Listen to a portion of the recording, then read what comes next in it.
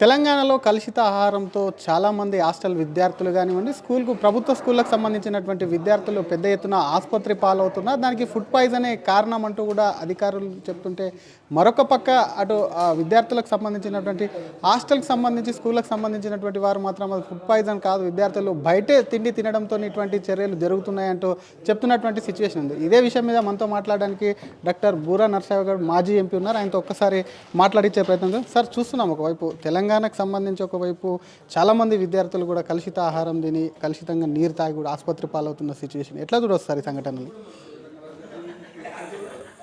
మనం చెప్తుంటాం పిల్లలు దేవుడితో సమానం అని. ఈరోజు దురదృష్టం ఏంటంటే ఒక సంఘటన కాదు, రెండు సంఘటనలు కాదు, వరుస సంఘటనలు ఏదైతే గురుకుల పాఠశాల కానీ ఎస్సీ ఎస్టీ బీసీ ఇతర హాస్టల్లో కానీ వందల కొద్ది విద్యార్థులు ఫుడ్ పాయిజనింగ్తో బాధపడటం, ఓ సుజాత అనే అమ్మాయి చనిపోవటం చాలా బాధాకరం. ఇది పూర్తిగా ప్రభుత్వం యొక్క నిర్లక్ష్యతం. ఇప్పటి వరకు అక్కడ ఉన్నటువంటి హెల్పర్స్ కానీ, వంట చేసేవాళ్ళు కానీ, హెడ్ మాస్టర్స్ కానీ, వార్డెన్స్ కానీ ఒకటే రోదన 6 నెలల నుంచి 3 నెలల నుంచి వాళ్ళకి జీతాలు కానీ సరుకులకు ఇవి కానీ డబ్బులు ఇవ్వట్లేదు. వాళ్ళే కొన్ని సందర్భాల్లో హెడ్ మాస్టర్లు వాళ్ళే అంతో ఇంతో అప్పు తెచ్చేసి పెడుతున్నారు అని ఇంతకంటే బాధాకరం ఉందా? పిల్లల నోటి కాడ బువ్వ కూడా పెట్టలేనటువంటి పరిస్థితి తెలంగాణ రాష్ట్రంలో ఉంది. ఈరోజు మనం చూస్తున్నాం, హైదరాబాద్లో అనేక హోటల్లో పరిశుభ్రత గురించి ఫుడ్ ఇన్స్పెక్టర్స్ ఇన్స్పెక్ట్ చేస్తున్నాం. చాలా సంతోషం. మొదలు మీ యొక్క ప్రభుత్వం సంబంధించిన గురుకుల పాఠశాలలు, హాస్టల్లో మరియు యూనివర్సిటీలలో ఉన్నటువంటి ఆ మెస్ పరిస్థితి ఫస్ట్ అది చేయండి. ఎందుకంటే ఎప్పుడైనా కూడా ప్రగల్భాలతో పనులు కావు, పైసలతో పనులు అయితే బడ్జెట్ ఇవ్వండి, శ్రద్ధ పెట్టండి, విద్యా వైద్యం మీద శ్రద్ధ పెట్టండి. ఈ యొక్క ప్రభుత్వం యొక్క పనితీరుకు ఇంతకంటే మంచి నిదర్శనం ఉండదు. మరొక వైపు నారాయణపేట జిల్లాలో చూసాం, మొన్ననే అంతకుముందు 50 మంది విద్యార్థులు, మళ్ళీ 29 మంది లేటెస్ట్గా కూడా ఒకవైపు కూడా మళ్ళీ ఆసుపత్రి పాలన. కానీ అక్కడ ఉన్నటువంటి అధికారులు, ఉన్నటువంటి రెస్పాన్సిబుల్ పర్సన్ చెప్తున్నది ఏంటంటే బయట ఫుడ్ తినడం వల్లనే అదంతా జరిగింది, పోలీసులు వచ్చి ఇక్కడ ఉన్నటువంటి ఫుడ్ను చెక్ చేశారని చెప్పి ఇటువంటి ఘటనలో విద్యార్థులు బయట ఫుడ్తో అవుతుందని అంటున్నారు. నాకు తెలిసినంత వరకు పోలీసులు క్రిమినల్స్ చెక్ చేస్తారు కానీ ఫుడ్ చెక్ చేస్తారని నాకు తెలియదు. ఫుడ్ క్వాలిటీ చెక్ చేసేది ఫుడ్ ఇన్స్పెక్టర్స్, డాక్టర్లు, పోలీసులు కాదు. ఇప్పుడు ఎందుకంటే అధికారులతో మాటల గురించి మనం పట్టించుకోలే అవసరం లేదు. వాళ్ళ సమస్యలు వాళ్ళకు ఉంటే వాళ్ళు ప్రభుత్వం ఏం చెప్తే అది చిలక పలుకుల్లాగా పలుకుతారు. దాన్ని మనం కన్సిడర్ చేయాల్సిన అవసరం లేదు. ఇక్కడ ఒకళ్ళిద్దరు పిల్లలు ఏమైనా ఇంటికి పోయి తింటే ఫుడ్ పాయిజనింగ్, 30 మంది బయటికి పోయి తిని వస్తారా?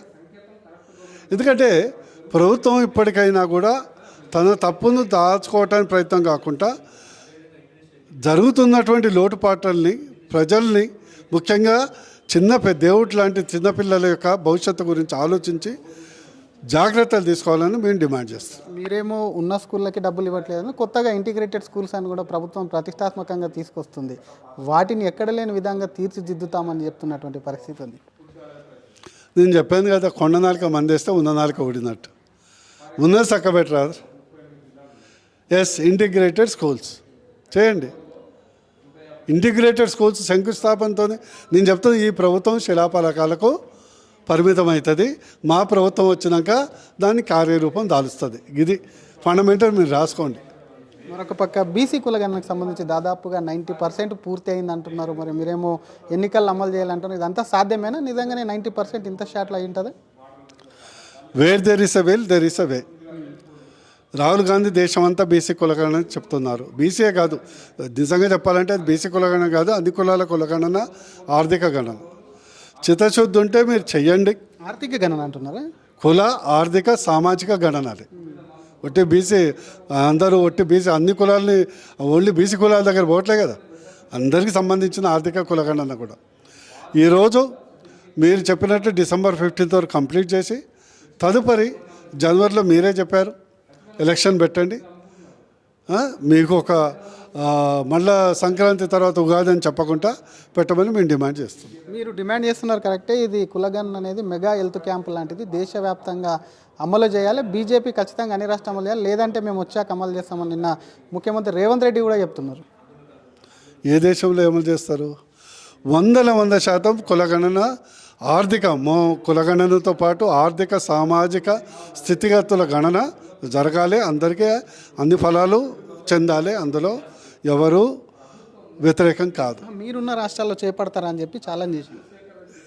2, ఈరోజు తెలంగాణ రాష్ట్రాన్ని కాదు మొత్తం దేశాన్ని అత్యధికంగా పాలించింది కాంగ్రెస్, దాదాపు 50 సంవత్సరాలు. 10 సంవత్సరాలు తెలుగుదేశం తప్పితే ఇక్కడ మొత్తం పాలించింది కాంగ్రెస్. మొదట బీసీ కులగణన రిజర్వేషన్ వ్యతిరేకంగా కలేకర్ కమిటీ అపోజ్ చేసింది నెహ్రూ. తర్వాత బీసీలకు సంబంధించి రిజర్వేషన్ వ్యతిరేకించింది ఇందిరాగాంధీ. తర్వాత మండల కమిషన్ రిపోర్టును అమలు చేయడానికి వ్యతిరేకించింది రాజీవ్ గాంధీ. తర్వాత వ్యతిరేకించింది రాహుల్ గాంధీ. మాకు తెలంగాణలో సామెత ఉంది, ఏ దిక్కు లేకుంటే అన్నట్లు ఈరోజు మొత్తం దేశంలో కాంగ్రెస్ పతనమైంది కాబట్టి ఈ అంశాన్ని తీసుకున్నారు, కానీ ఎలాంటి చిత్తశుద్ధి ఉందని నేను అనుకోవట్లేదు. అయినప్పటికీ మీరు చేస్తున్న దాన్ని మేము సమర్థిస్తాం. ఏదైతే చేస్తున్నారో చిత్తశుద్ధి చేసి అమలు చేసి అన్ని రాష్ట్రాలకు మీరు ఆదర్శంగా నిలబడండి. మరి మీ కర్ణాటక ఎప్పటి నుంచో ఉందిగా ప్రభుత్వం, చేశారు కదా, బయట పెట్టలేదు. మరి ఏంది? మీకు చిత్తశుద్ధి లేదు కదా. ఇక్కడ ఆరాటం చేసింది మహారాష్ట్ర ఎన్నికల కొరకు. మీ కాంగ్రెస్ ప్రభుత్వం వచ్చి దాదాపు 3 సంవత్సరాలు అయింది, చేశారు. దాన్ని ఎందుకు పెట్టలే, ఎందుకు అమ్మడి చేయట్లేదు? అందుకొరకు మీ చిత్తశుద్ధిలో ఒక లోపం ఉందని స్పష్టంగా అనిపిస్తుంది. Thank you sir. ఇది అసలు బీసీ కులగణనకు సంబంధించి చిత్తశుద్ధితో చేయాలి. కర్ణాటక మాదిరిగా కులగణన చేసి దాన్ని బహిర్గతం చేయకుండా కూడా ఒకవైపు దాన్ని దాచకూడదు అంటూ చెప్తూనే మరొక పక్క రాష్ట్రంలో జరుగుతున్నటువంటి కలుషిత ఆహారానికి సంబంధించి అటు హాస్టల్ విద్యార్థులు, స్కూల్ విద్యార్థులు ఎవరైతే ఉన్నారో వారికి వసతులు కల్పించక, వారికి డబ్బులు రిలీజ్ చేయకున్నటువంటి ప్రభుత్వం కొత్తగా ఇంటిగ్రేటెడ్ స్కూళ్లకు ఏ విధంగా శంకుస్థాపన చేస్తారు, ఉన్న వాటిని కూడా ఒకవైపు మెరుగుపరచాలని చెప్పి కూడా మాజీ ఎంపీ బూర నర్సయ్య గౌడ్ డిమాండ్ చేస్తున్నారు. కెమెరామెన్ కోటితో శ్రీధర్, RTV, హైదరాబాద్. మరిన్ని వీడియోస్ కోసం ఛానల్ ని సబ్స్క్రైబ్ చేయండి, లేటెస్ట్ అప్డేట్స్ కోసం వాట్సాప్ ఛానల్ ని ఫాలో చేయండి అండ్ లింక్ డిస్క్రిప్షన్ లో ఉంది.